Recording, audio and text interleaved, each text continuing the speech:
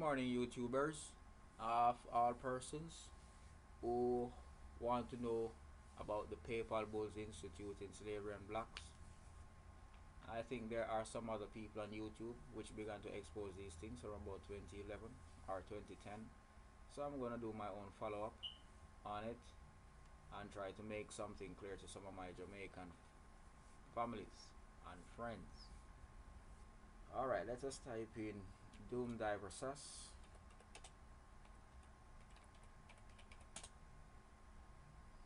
Alright, let us click on Dum Diversas here to see what it says.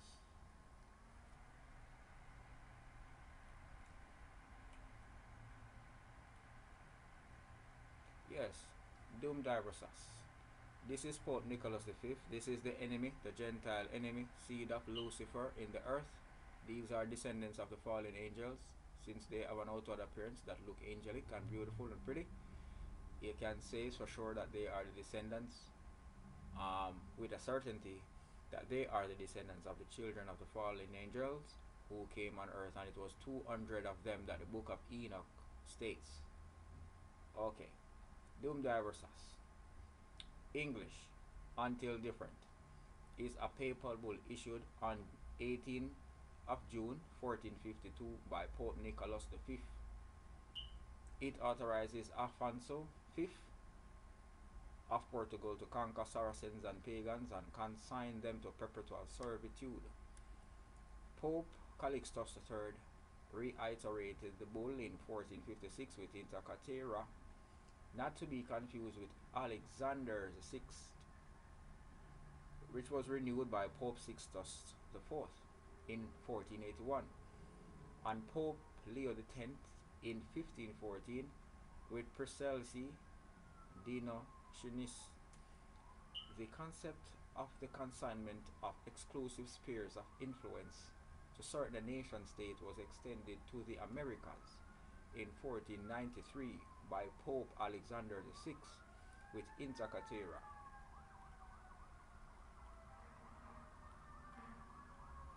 Background: by the summer of 1452, Ottoman Sultan Mehmed II had completed the Rumeli Hysorai fortress on the western or the European side of the Bosphorus, located several miles north of Constantinople.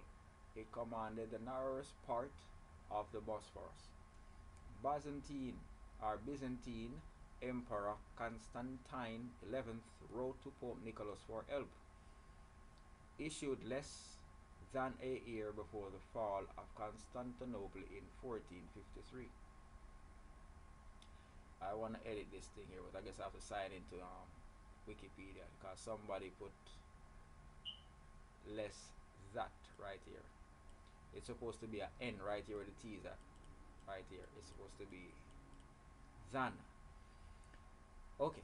Issued less than a year before the fall of Constantinople in 1453.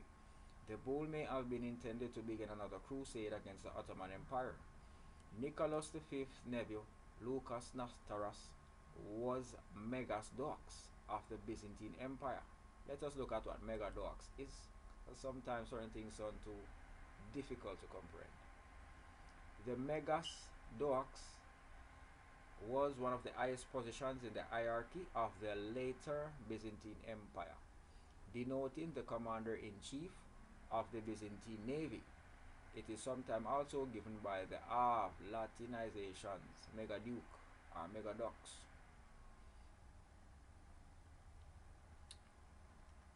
Let's go back.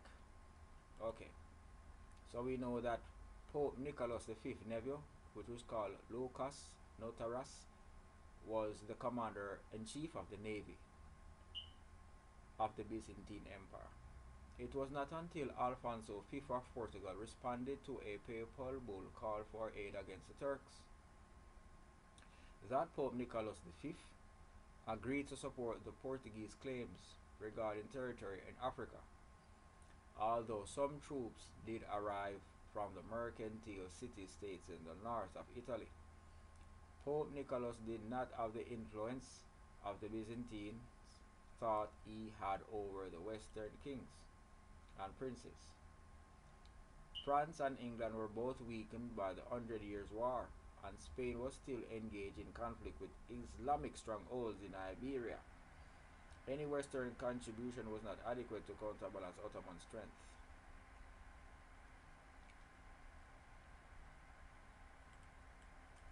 In, in the mid 15th century, Portugal, the ideals of chivalric honor and crusading were seen as a path for ambition and success. During the reign of Alfonso V, the Portuguese nobility enjoyed great influence and prestige, and for several decades the House of Braganca was the wealthiest and most influential force in the kingdom. In 1415, the wisdom and justice of an attack on Morocco had to be seriously weighed. But during the reign of Alfonso V and for the century following, such enterprises were accepted as self-justifying crusades for religion, chivalry, or chivalry, and honor. The raids and attacks of the Reconquista created captives on both sides who were either ransomed or sold as slaves. The Portuguese crown extended this to North Africa. After the attack on Ceuta, the king thought papal recognition of it as a crusade. Similarly, after the 1441 attack on Mauritania, the crown again sought after the fact papal acknowledgement, and this was part of a just conflict. Such a determination would then indicate that those captured could legitimately be sold as slaves. Content. To confirm the Portuguese trade rights, King Alfonso V appealed to Pope Nicholas V for support, seeking the moral authority of the Church for its monopoly. The Bull of 1452 was addressed to Alfonso V and conceded Portugal's right to attack, conquer, and subjugate Saracens and pagans. And this is what Pope Nicholas V wrote to King Alfonso, King of Portugal. He said, "We grant you, King of Spain and Portugal, by these present documents, with our apostolic authority, full and free permission to invade, search out, capture, and subjugate the Saracens and pagans and any other unbelievers and enemies of Christ wherever they may be, as well as their kingdoms, duchies, counties, principalities, and other property, and to reduce their persons into perpetual servitude." Okay, end of quote. Wilhelm Grew finds Dum Diversas essentially geographically unlimited in its application, perhaps the most important papal act relating to Portuguese colonization. Although undefined, Richard Raswell finds that it clearly refers to the recently discovered lands along the coast of West Africa. Portuguese ventures were intended to compete with the Muslim trans-Sahara caravans, which held a monopoly on West African gold and ivory. In Zacatera, 1456, Pope Calixtus III reiterated the main points of Dum Diversas in his bull 4 years later. In Zacatera, that is the name of the papal bull. Once again, the Pope was attempting to raise support for a campaign against the advance of the Turks. Nuncios had been dispatched to all the countries of Europe to beseech the princes to join once more in an effort to check the danger of a Turkish invasion. However, the princes of Europe were slow in responding to the call of the Pope, largely due to their own national rivalries, and on June 29, 1456, Calixtus ordered the church bells to be rung at noon as a call to prayer for the welfare of those defending Belgrade. Forces led by Janos Oyanyadi, Captain General of Hungary, met the Turks and defeated them at Belgrade on 22nd of July 1456. On March 13, 1456, Calixtus issued the papal bull in Zacatera, not to be confused with Inter Caetera of 1493. This bull reaffirmed the earlier bulls called Dum Diversas and Romanus Pontifex, which recognized Portugal's rights to territories it had discovered along the West African coast and the enslavement of infidels and non-Christians captured there. King Afonso had requested that ecclesiastical jurisdiction over lands located in the vicinity of the southern shore of Guinea be visited or vested with the Order of Christ, the successor organization to the Knights Templars in Portugal. His son, infant Henry, was the Grand Master of the Order of Christ. The conquest of these lands, which the said infant withdrew with malign hands from the hand of the Saracen, had been funded by the resources of the order. Some historians view these bulls together as extending the theological legacy of Pope Urban II's crusades to justify European colonizations and expansionism, accommodating both the marketplace and the yearnings of the Christian soul. A combination of pragmatism, fear of the Turks, and lobbying by vested interests meant that the crusade was associated with discovery well into the 16th century. The proclamations' long-term implications were, of course, not realized at the time. In 1537, Pope Paul III condemned unjust enslavement of non-Christians in Sublimus Dei, but he sanctioned slavery in Rome in 1545. The enslavement of Henry VIII, which is King Henry VIII of England in 1547, and the purchase of Muslim slaves in 1548. In 1686, the so-called Holy Office limited the bull by decreeing that Africans enslaved by unjust wars should be freed. Dum Diversas, along with other bulls such as Romanus Pontifex, written 1455, and another bull called Ineffabilis Het Sumai, written 1497, and Didum Por Porte, written 1516,